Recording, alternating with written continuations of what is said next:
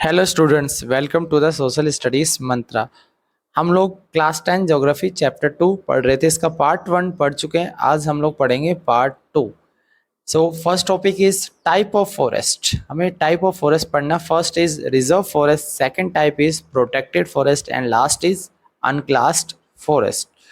हम लोग देख लेते हैं एक एक करके इनके बीच में क्या डिफरेंस है। First point is it is own and control by government. Reserve forest को कौन कंट्रोल करता है? गवर्नमेंट।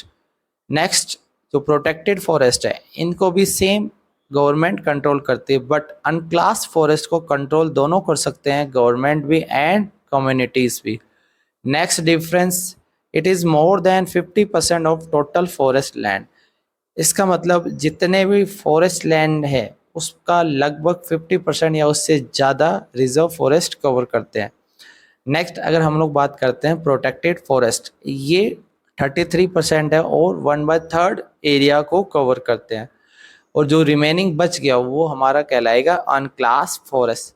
सो ये लगभग 16 पॉइंट या 17% के आसपास ये आपको मिल जाएगा ऑफ टोटल फॉरेस्ट लैंड का।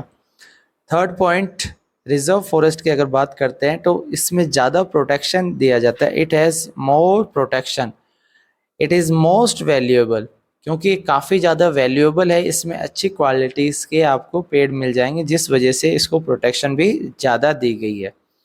नेक्स्ट कैटेगरी प्रोटेक्टेड फॉरेस्ट, इसमें कुछ प्रोटेक्शन कम होती है। It has less protection, it is protected from further depletion.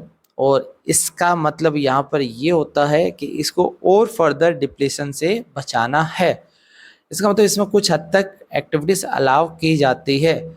ज़्यादा जो प्रोटेक्शन दिया जाएगा वो किस में होगा? रिजर्व में, और उससे कम होगा प्रोटेक्टेड में। और जो लास्ट अनक्लास फॉरेस्ट बच गया उसमें ह्यूमन एक्टिविटीज, सभी तरीके की एक्टिविटीज़ अलाउ कर दी जाती है। So it has no protection, यहाँ पे किसी तरीके की कोई प्रोटेक्शन नहीं प्रोवाइड की गई है। It is other forest and wasteland होता है। जो भी फॉरेस्ट बच गया और जो बेकार वेस्टलैंड है ये इसके अंतर्गत आते हैं। फोर्थ डिफरेंस हम लोग देख लेते हैं कौन कौन से स्टेट में बेसिकली ये लाई करते हैं। रिजर्व फॉरेस्ट की अगर बात करते हैं तो आपको याद रखना है जम्मू कश्मीर, आंध्र प्रदेश, केरल एंड वेस्ट बंगाल। इसके अलावा प्रोटेक्टेड फॉरेस्ट के लिए मेनली आपको याद रखना है Rajasthan, Punjab, Haryana. HP means Himachal Pradesh, Bihar and Orissa. और लास्ट अनक्लास फॉरेस्ट के लिए आपको स्पेशली याद रखना है north east areas and some part of Gujarat. ये अनक्लास फॉरेस्ट की कैटेगरी में आते हैं। बेसिकली हमने यहाँ पे 4 डिफरेंस देखा है, तो आपको याद रखना है रिजर्व और प्रोटेक्टेड फॉरेस्ट को गवर्नमेंट कंट्रोल करती है, अनक्लास को दोनों कंट्रोल कर सकता है। रिजर्व फॉरेस्ट 50%, ये 33%, ये कितना है 16%। इसके अलावा रिजर्व फॉरेस्ट में ज़्यादा प्रोटेक्शन दी जाती है, प्रोटेक्टेड फॉरेस्ट में कम होती है, और अनक्लास में किसी तरह की कोई प्रोटेक्शन नहीं है। और बाकी आपको इनके कुछ स्टेट याद कर लेने कहाँ पर है, ये आपको मिल जाएगी। नाउ नेक्स्ट हम लोग देखते हैं परमानेंट फॉरेस्ट क्या होता है। ये याद रखना आपको, permanent forest is equal to reserve forest plus protected forest, इन दोनों को मिलाकर क्या बनता है? Permanent forest. So reserve and protected forest refer to as permanent forest. अब इसका हम लोग एम देख लेते हैं। It is maintain for the purpose of producing timber. Timber means जो बेस्ट क्वालिटी के जो भी वुड होगी उसकी बात की जाएगी, and other forest produce. Next reason for protecting region हो गया यहाँ पर। नेक्स्ट एम क्या होगा? For protecting region. Next question हम लोग देख लेते हैं। Describe how communities have conserve and protected forest and wild life in India. पहले अभी हमने देखा था जो गवर्नमेंट क्या क्या स्टेप लेती है, पिछले पार्ट में हमने पढ़ा था। आज हम लोग पढ़ेंगे कम्युनिटीज क्या क्या स्टेप लेती है फॉरेस्ट एंड वाइल्ड लाइफ को कंजर्व करने के लिए या फिर उसको प्रोटेक्ट करने के लिए। फर्स्ट पॉइंट आपको पढ़ना है सरिस्का टाइगर रिजर्व। ये कहाँ पर है? राजस्थान। अभी हमने देखा था। In Sariska tiger reserve villagers have fought against mining by citing the wild life protection act. यहाँ पर लोगों ने जो माइनिंग एक्टिविटीज़ है उसको रोकने के लिए वाइल्ड लाइफ प्रोटेक्शन एक्ट का हेल्प लिया और बोला कि यहाँ पर ये जो है फॉरेस्ट को नुकसान पहुँचा रहा है। सो लोगों ने खुद से ही यहाँ पर जो भी प्रोटेक्टिव हैबिटेट है उसको प्रोटेक्ट किया और एक्सप्लिसिटली रिजेक्ट किया गवर्नमेंट इन्वॉल्वमेंट को। इसका मतलब गवर्नमेंट को वहाँ पर अलाउ नहीं किया गया कि आप लोग अदर एक्टिविटीज़ यहाँ पर कर सकते हैं। सो यहाँ पे कम्युनिटीज़ ने खुद के इनिशिएटिव से उस एरिया को माइनिंग से बचाया। नेक्स्ट यहाँ पर आप फोटो देख सकते हो, सरिस्का टाइगर रिजर्व, यहाँ पर लोग प्रोटेस्ट कर रहे हैं किसके अगेंस्ट, जो भी माइनिंग एक्टिविटीज़ वहाँ पर की जा रही थी। नेक्स्ट हमें पढ़ना है भैरवदेव डाकर सेंचुरीज, जो कहाँ पर है, अलवर डिस्ट्रिक्ट की बात हो रही है यहाँ पर द इनहेबिटेंट्स ऑफ 5 विलेजेस के लोगों ने मिलकर, कहाँ की बात हो रही है, Alwar district of Rajasthan, have declared 1200 hectares of forest as Bhairavdev Dakar sanctuary. लोगों ने खुद से ही 5 गांव के लोगों ने मिलकर 12 हेक्टेयर्स को क्या डिक्लेयर कर दिया, भैरवदेव डाकर सेंचुरी। एंड लोगों ने खुद के ही जो नियम है, रूल्स एंड रेगुलेशन है, वो वहाँ पर सेट किए। So they on their own rules and regulation which do not allow hunting and protecting the wild life against any outside encroachment. और लोगों ने खुद से ही वहाँ पर हंटिंग और इसके अलावा अदर एक्टिविटीज़ को बैन कर दिया और किसी का आउटसाइडर को वहाँ पर अलाउ नहीं किया। सो आप इस फोटो में देख सकते हैं, पीपल ऑफ 5 विलेजेस, लोगों ने मिलकर क्या किया, भैरवदेव डाकर सेंचुरीज डिक्लेयर कर दी। कितने एरियाज को, 12 हेक्टेयर्स एरियाज। और ये कौन सी डिस्ट्रिक्ट है, अलवर डिस्ट्रिक्ट ऑफ राजस्थान। सो अभी तक हमने दोनों एग्जाम्पल यहाँ पर राजस्थान के पढ़े हैं, जहाँ पर लोगों ने खुद से ही जो वाइल्ड लाइफ सेंचुरीज को बचाने की कोशिश की। अब हम लोग चलते हैं हिमालयन रीजन पे, जहाँ पर सबसे ज़्यादा फेमस हुआ है चिपको मूवमेंट। आपको याद रखना, ये कई बार पूछा भी जा चुका है। और ये कब स्टार्ट हुआ था, बेसिकली 1970s के टाइम पर, इन 1973 एक्चुअली में। मेन रोल इसमें वुमेन ने प्ले किया था। तो आप लोग देख सकते हैं यहाँ पर वुमेन, जब डिफोरेशन किया जा रहा था, पेड़ों की कटाई की जा रही थी, तो उनको रोकने के लिए सब ने ऐसे चैन बना ली और जो फॉरेस्ट है उससे चिपक गए, जिस वजह से इसका नाम हुआ चिपको आंदोलन या फिर चिपको मूवमेंट। उस समय हमारी पीएम थी इंदिरा गांधी। और ये कौन से एरियाज में हुआ था, हिमालयन रीजन, बेसिकली उत्तराखंड और उसके बाद जो अदर हिमालयन रीजन है वहाँ पर भी लोगों ने इस मूवमेंट को आगे कैरी ऑन किया। इसके जो मेन लीडर थे वो थे सुंदरलाल बहुगुणा। रीजन क्या था, बेसिकली रीजन था डिफोरेशन। यहाँ पर जो पेड़ थे उनको काटे जा रहे थे, जिस वजह से लोगों ने चिपको मूवमेंट वहाँ पे स्टार्ट किया। अब हम लोग पढ़ लेते हैं नेक्स्ट मूवमेंट विच इज बीज बचाओ आंदोलन। ये भी उत्तराखंड में ही हुआ था, इन टिहरी रीजन। और इसी के अंतर्गत हम लोग और पढ़ेंगे नवधान्य। सो पहले हम लोग पढ़ लेते हैं बीज बचाओ आंदोलन।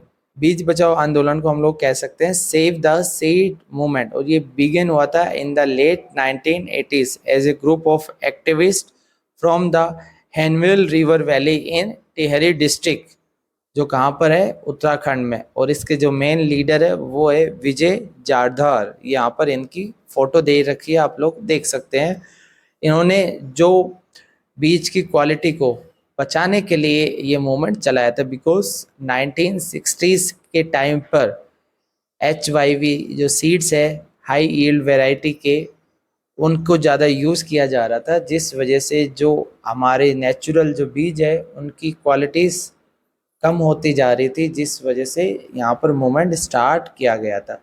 नेक्स्ट मूवमेंट इसमें ही आता है नवधान्य। नवधान्य को आपको याद रखना, बेसिकली ये एनजीओ है, नॉन गवर्नमेंट ऑर्गेनाइजेशन। ये इसका यहाँ पर आप देख सकते हो symbol. Whose aim is to promote organic farming and protect seed. उनका मेन मोटिव था ऑर्गेनिक फार्मिंग करना और सीड्स को प्रोटेक्ट करना। Navdanya has shown that adequate level of diversified crop production without the use of synthetic chemicals are possible and economically viable। नवधान्य ने ये show किया कि हम लोग अगर अच्छे से जो ऑर्गेनिक फार्मिंग करेंगे तो वो ज़्यादा बेटर होगा। सो आपको याद रखना है, ये ऑर्गेनिक फार्मिंग को प्रोटेक्ट करता है, प्रमोट करता है, और जो भी सीड्स क्वालिटी है उसको प्रोटेक्ट करता है। उसके लिए ये एक एनजीओ काम करता है।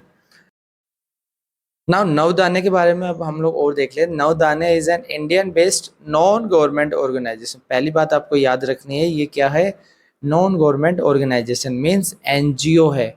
Which promotes biodiversity conservation, biodiversity organic farming को ये क्या करता है, प्रमोट करता है। इसके अलावा राइट्स ऑफ फार्मर की बात करता है and the process of seed saving. So आपको क्या क्या याद करना है, biodiversity conservation, organic farming and seed saving को ये प्रमोट करता है। और इसके जो फाउंडर है वो आपको नाम याद रखना है, वो है वंदना शिवा, एन एनवायरमेंटल एक्टिविस्ट। सो आपको एक बात और याद रखनी है, जो नवधान्य बिगिन हुआ था वो हुआ था 1984 as a programme of the RFSTE, जिसकी फुल फॉर्म है research foundation of for science technology and ecology. So आपको एक बात और याद रखनी है, यहाँ पर वंदना शिवा इसके मेन फाउंडर थे। और यहाँ पर नवधान्य का मतलब होता है, नव means nine crop, so means 9 crop that represent India's collective source of food security, जो टोटल इंडिया की फूड सिक्योरिटी को रिप्रेजेंट करती है। आप लोगों ने ये जान लिया होगा नवधान्य क्या था। बेसिकली एनजीओ था जो कि ऑर्गेनिक फार्मिंग को और सीड सेविंग को प्रमोट करता है। इसके अलावा इसके जो मेन फाउंडर है वंदना शिवा है, और ये कब स्टार्ट हुआ था, 1984 में। नवधान्य जो वर्ड इस आप लोग समझ सकते हो वो है 9 क्रॉप। नाउ नेक्स्ट टॉपिक देखते हैं, JFM means joint forest management. It involves local communities in the management and restoration of degraded forest. Joint means मिलकर काम करना। इसमें गवर्नमेंट जो लोकल कम्युनिटीज है उनकी हेल्प लेती है ताकि जो फॉरेस्ट है उसको दोबारा से रिस्टोर किया जा सके।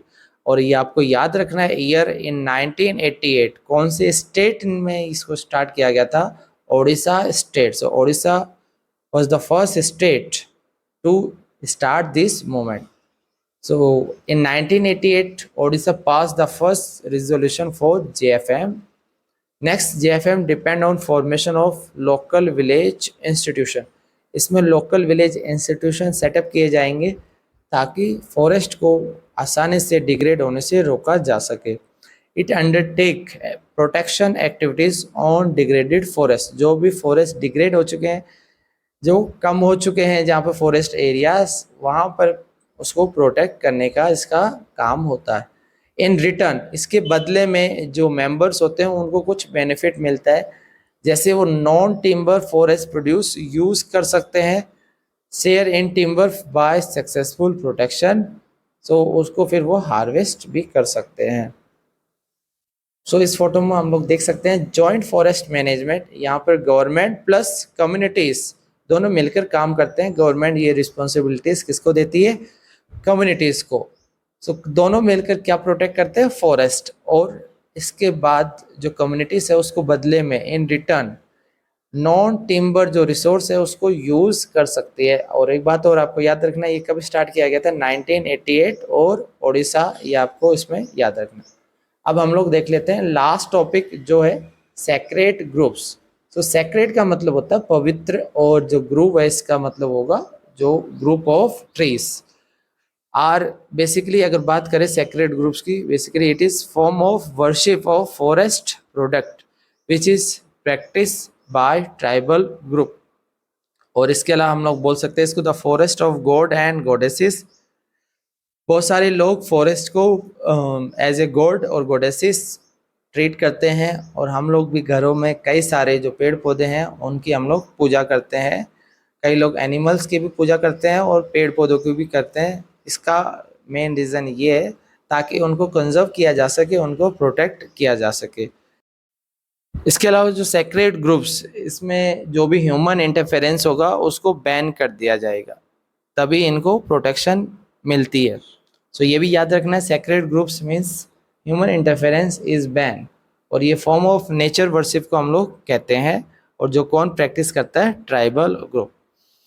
सो स्टूडेंट, इस तरीके से हमने चैप्टर पूरा कंप्लीट कर लिया है। आप लोग कमेंट बॉक्स में जाकर प्लीज़ मुझे ज़रूर बताइए वीडियो आपको कैसे लगी, और अगर इस चैप्टर से रिगार्डिंग कोई डाउट, कोई क्वेरीज है तो आप लोग ज़रूर मुझे शेयर करें।